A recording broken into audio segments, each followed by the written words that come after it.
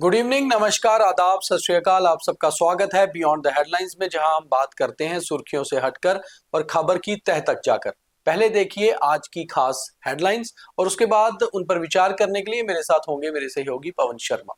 तो हेडलाइंस क्या हैं ये जानिए। सीएम उमर अब्दुल्ला से क्यों नहीं मिलते विपक्षी विधायक बीजेपी के? आज भी सीएम से मिले कई विधायक, अपनी कॉन्स्टिट्यूएंसी की डेवलपमेंट को लेकर की बात।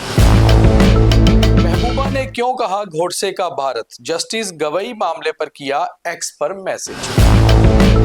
कृषि मंत्री शिवराज सिंह चौहान ने किसानों के लिए दिया 171 करोड़ रुपए का मुआवजा। एलजी सीएम ने किया धन्यवाद।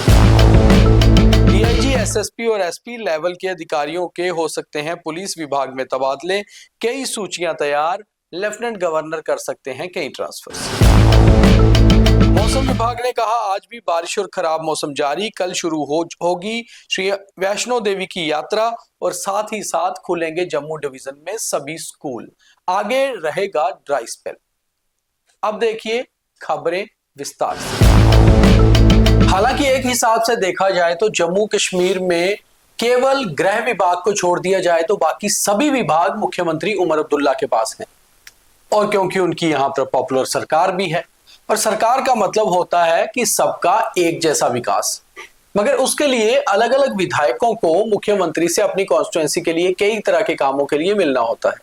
मगर तकरीबन देखा गया है कि ज्यादातर नेशनल कॉन्फ्रेंस या कश्मीर के ही विधायक मुख्यमंत्री के पास मिलने पहुंचते हैं, और खास तौर पे जो सबसे मजबूत विपक्ष है बीजेपी, उनके विधायक मुख्यमंत्री से अमूमन कम मिलते हैं। आज भी मुख्यमंत्री उमर अब्दुल्ला ने एक एक्स पर मैसेज डाला और साथ में 4 तस्वीरें शेयर की। वो चारों तस्वीरें नेशनल कॉन्फ्रेंस के विधायकों की थी या फिर अन्य विधायकों की जो कश्मीर से हैं, और उन्होंने कहा कि अपनी कॉन्स्टिट्यूएंसी के कामों के लिए मुझसे मिलने आए थे, उनकी डेवलपमेंट की, विकास के कामों के लिए। तो ऐसे में क्या बीजेपी के विधायक अपने कामों को लेकर केवल लेफ्टिनेंट गवर्नर से ही मिलते हैं, मुख्यमंत्री से नहीं? या फिर उन्हें लगता है कि मुख्यमंत्री से मिलने का कोई लाभ नहीं है? तो पवन जी, एक तरफ तो मुख्यमंत्री खुद कहते हैं कि मेरे पास जो है पूरी पावर नहीं है, मगर उनके विधायक उनसे मिलते हैं, विपक्ष के विधायक कम मिलते हैं। हालांकि ऐसा किसी ने कहा नहीं, मगर आज का जो उनका एक्स पर मैसेज और ट्वीट यही दिखाता है। देखिए, बीजेपी वालों को पता है कि भले ही सारे विभाग उनके पास हों जी, पावर्स जीरो हैं जी, कोई काम अभी तक तो हुआ नहीं है कि जो मुख्यमंत्री ये दावे से कह सके कि फलां कॉन्स्टिट्यूएंसी में मैंने ये काम करवाया, जम्मू डिवीजन में मैंने ये काम करवाया। तो ठीक है, बीजेपी वाले कहते हैं कि जब आपके पास है ही नहीं तो मिलने का फायदा नहीं, लेकिन ये गलत धारणा है। आप जम्मू कश्मीर के मुख्यमंत्री से मिलने अगर जाते हो, आपकी कॉन्स्टिट्यूएंसी का अगर कोई काम है जी, तो वो मुख्यमंत्री के, अब होम डिपार्टमेंट में तो कोई काम होते नहीं है विधायकों के, डिपार्टमेंट तो सारे सिविल के जो है वो सीएम के पास है। तो आपको वहां जाना चाहिए, उनसे मिलना चाहिए, बात रखनी चाहिए, भाई ये मेरे मुद्दे हैं, ये मेरे इलाके का काम है। अल्टीमेटली तो सीएम ने ही करना है, लेकिन एक धारणा बन चुकी है कि हम क्यों जाएंगे जी। तो ठीक है, कश्मीर वाले चलाक हैं, वो सारे जितने भी हैं वो किसी भी पार्टी के हो, चाहे इंडिपेंडेंट हो, वो सीएम से वो मिलते हैं और कहते हैं कि ये मेरे इलाके का काम है जी जनाब, ये देखिए फाइल है। लेकिन हमारे वाले एलजी साहब के पास चले जाते होंगे शायद। तो ऐसे में बात ये होती है कि जब बात ये होगी कि जम्मू के साथ सौतेला व्यवहार हुआ है, तो कहीं ना कहीं हम शायद अपनी फाइलें लेके मुख्यमंत्री से मिले ही नहीं। तो काम तो हमें जम्मू का, अपनी कॉन्स्टिट्यूएंसी का करवाना है, मगर काम अगर सरकार से होना है तो सरकार के मुखिया तो उमर अब्दुल्ला है। लेकिन तो जो उन्हें फोटो डाले ना, जो फोटो डाले, वो इस बात का संकेत है कि मैं तो काम करने को तैयार हूं, पर मेरे पास आते नहीं है। तो वही हमने जो हेडलाइन अपनी यही रखी थी कि चीफ मिनिस्टर उमर अब्दुल्ला से क्यों नहीं मिलते हैं विपक्षी विधायक। तो इसका जवाब या तो चीफ मिनिस्टर देंगे या फिर विपक्षी विधायक, कि क्या वो जाते नहीं या काम होते नहीं। अगली खबर की बात करते हैं। महबूबा मुफ्ती कोई मौका नहीं छोड़ती जहां पर उन्हें कटाक्ष करना होता है, मगर उन्होंने आज एक्स पर एक ऐसा मैसेज डाला, और ये मैसेज तो डाला उन्होंने जस्टिस गवई का जो सारा मामला हुआ था कल दिल्ली में सुप्रीम कोर्ट का, जिस पर प्रधानमंत्री नरेंद्र मोदी ने खुद ट्वीट किया और यह भी कहा कि उन्होंने भी जस्टिस साहब से बात की थी उस मामले की और बेहद निंदा करते हैं। मगर महबूबा मुफ्ती ने इसे कहीं और जोड़ दिया। उन्होंने कहा कि दरअसल ये गोडसे का भारत है, और ऐसा लिखना महबूबा मुफ्ती क्या कहना चाहती हैं या इस तरह का ट्वीट वो क्यों करना चाहती हैं, ये बहुत बड़ी बात है। देखिए, भारत तो गोडसे का भी है, क्योंकि वो भारत में ही तो जन्मे, भारत में ही उनका निधन हुआ जी। था तो उनका भी भारत जब तक जीवित थे। अब कहानी के यह है कि आप इस गोडसे वाले एंगल को गवई के साथ जोड़कर क्या कहना चाहते हो? आप सीधे सीधे आप उन लोगों को साथ में मिला रहे हो कि जिस तरीके का माहौल जम्मू कश्मीर या भारत के अन्य राज्यों में बना है, जो पहले भी ट्वीट जिनके जहां बयान आए हैं, जैन जी को लेकर भी आए हैं, तो ये एक ट्रैक गलत है। महबूबा बेसिकली इस समय अपनी खोई हुई जमीन को तलाशने में जुटी हुई है और कश्मीर के भीतर जो इस चुनावों में हासिल हुआ है उसके बाद बस लोगों के अंदर किसी न किसी तरीके से लाइमलाइट रहना है और कुछ नहीं। महबूबा मुफ्ती का एक बार आपको एक्स पे मैसेज भी बताते हैं। वैसे आप उनके ट्वीट का एक हिस्सा हमारे इस शो में देख भी रहे होंगे स्क्रीन पर। वो सीधे लिखती हैं कि this is the new normal in Godse's Bharat where mob lynchers are garlanded and rapists are pardoned and the hate is rewarded. After all, he is not Umar Khalid or Sharjeel Imam imprisoned for years without bail for expressing dissent. The question now before the court is not just legal but existential. Will the judiciary rise to defend the constitution or remain silent as it is being trampled under the shoe quite literally? तो इस तरह के बयान एक former chief minister को देना और ये लिखना और उसको ये कह देना कि दिस इज ए गोडसेस भारत, दरअसल ऐसा नहीं है। लॉ तो प्रिवेल करता है और लॉ अपना एक्शन अपने हिसाब से लेता है, ये बात बिल्कुल साफ है। खैर, आप ये सोचिए या ये डिसाइड करिए कि ऐसी नेता किस मंशा से ऐसा ट्वीट करती हैं। केंद्रीय कृषि मंत्री शिवराज सिंह चौहान ने किसानों को 1,171 करोड़ रुपए की सौगात दी है। दरअसल ये सौगात नहीं, ये मुआवजा है। जम्मू कश्मीर में जो किसानों का नुकसान हुआ था उसे प्रधानमंत्री कृषि योजना के तहत जो है कंपेंसेट करने की कोशिश की गई है और इस कदम का लेफ्टिनेंट गवर्नर मनोज सिन्हा और मुख्यमंत्री उमर अब्दुल्ला ने स्वागत किया है। नहीं, बिल्कुल इसका स्वागत होना चाहिए। जम्मू कश्मीर में बाढ़ से बहुत ज्यादा तबाही हुई है जी, खास करके किसानों की फसलें तबाह हो गई।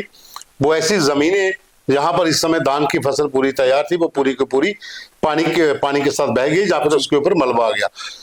किसानों के मकान भी टूटे हैं, दरारें पड़ चुकी हैं, बहुत से मकान गिर गए हैं, बॉर्डर इलाके में बहुत सी जमीन बह गई है। तो ये मुझे लगता है कि बहुत अच्छा कदम है। इसके लिए धन्यवाद करना चाहिए कृषि मंत्री का कि जिन्होंने इतना पैकेज दिया है। अब डिपेंड करता है कि ये पैकेज सही लोगों तक सही तरीके से पहुंचना चाहिए। अगली खबर जम्मू कश्मीर के प्रशासन से जुड़ी हुई है। दरअसल कहा जाता है कि जम्मू कश्मीर का प्रशासन जो है वो यहाँ के कामकाज के तरीकों को किस तरह से करेगा, इसको लेकर बड़ी खास बात रही है। और खास तौर पे जब से जम्मू कश्मीर में सरकार बनी है, बहुत बार ऐसा होता है कि जब भी ट्रांसफर्स होती हैं तो लेफ्टिनेंट गवर्नर करते हैं, तो वहां पर सरकार ये कहती है कि ये ट्रांसफर्स गलत हुई है, भाई भतीजावाद हुआ है। बहुत लंबे समय से कई सारी ट्रांसफर पेंडिंग थी, कई तबादले हो सकते हैं जिनमें डीआईजी लेवल, एसएसपी लेवल और एसपी लेवल की पुलिस एडमिनिस्ट्रेशन की ट्रांसफर्स हैं। कुछ सिविल विभाग में भी ट्रांसफर्स हो सकती हैं, कुछ केएस अधिकारी बदले जा सकते हैं, डीसी एडीसी लेवल के भी।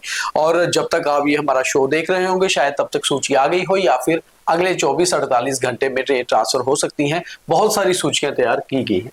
और देखिए, समय समय पर ट्रांसफर्स तो होती हैं। जब भी कोई भी एडमिनिस्ट्रेशन हो, एक कार्यकाल होता है किसी भी अधिकारी का कि इतनी देर से हैं, इतनी देर से हैं।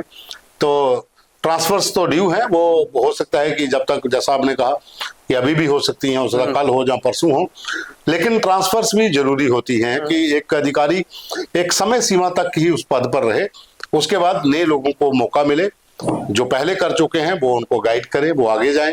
जो नई पीढ़ी है, जो नए उनके पीछे कतार में है, उनको मौका मिले। अच्छा, सिस्टम भी ठीक रहता है।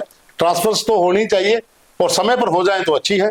हाँ, ये बात अलग है कि आप इसके ऊपर जितना विरोधाभास वो होता है कि कौन अपना कौन पराया, वो चलता रहता है, लेकिन ट्रांसफर से होना एक रूटीन हिस्सा है। इसमें कोई अगर कहा जाए तो बड़ी बात भी नहीं है। तो जम्मू कश्मीर में 3 दिन के एक छोटे से मौसम के स्पेल ने कहीं ना कहीं गर्मी से सर्दी का आगाज तो कर दिया है।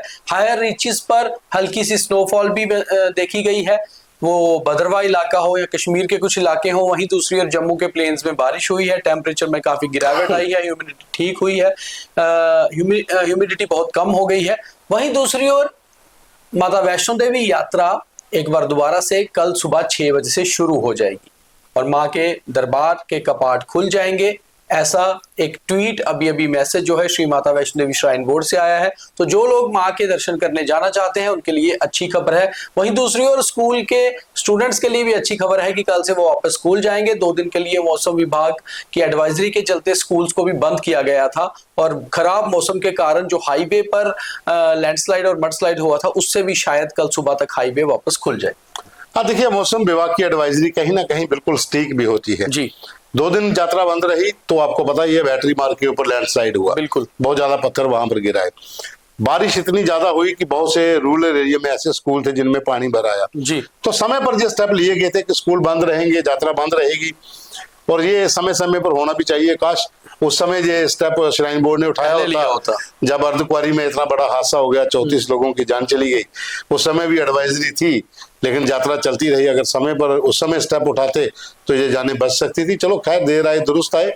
अब मौसम थोड़ा पटरी पे आ रहा है तो स्कूल भी खुलेंगे, यात्रा भी शुरू होंगी, और ये अच्छा भी है क्योंकि अब मौसम में ठंडक आ चुकी है। जब सुबह उठते हो या रात का समय होता है तो वो गर्मी नहीं है, अब ठंड लगना तो जब घास पे ओस आ जाए तो मतलब सर्दी का आगाज हो गया है और अच्छा सुहाना मौसम अब आपको देखने को मिलेगा। शायद अगला 1-2 हफ्ते जो है वो ड्राई स्पेल रहेगा। तो यही था आज का BTH। अब देखिए थॉट ऑफ द डे। अब देखिए थॉट ऑफ द डे यानी कि आज का ज्ञान। कुदरत का एक नियम है कि हर चीज अपने हिसाब से बदलती रहती है और दुरुस्त होती रहती है। जो चीज शुरू हुई है उसका खात्मा भी होगा और जो खत्म हुई है उसके बाद अगली शुरुआत। ऐसे ही हमारे मौसम भी हैं। गर्मी के बाद बरसात और फिर बेहद उमस, और अब एकदम से 2 दिन बारिश के बाद मौसम बदल गया है और सर्दी का आगाज हो गया है। इसलिए बहुत कुछ हमारे हाथ में नहीं होता। कुदरत का अपना नियम है और हमें नियम के साथ चलना भी चाहिए। यही सब कुछ हमारे जीवन में भी अप्लाई होता है, इसलिए इससे सीखते रहिए। तो ये था आज का BTH। कल दोबारा मुलाकात करेंगे। तब तक के लिए द न्यूज रूम 24 आवर्स के सभी कार्यक्रम देखते रहिए। बहुत धन्यवाद।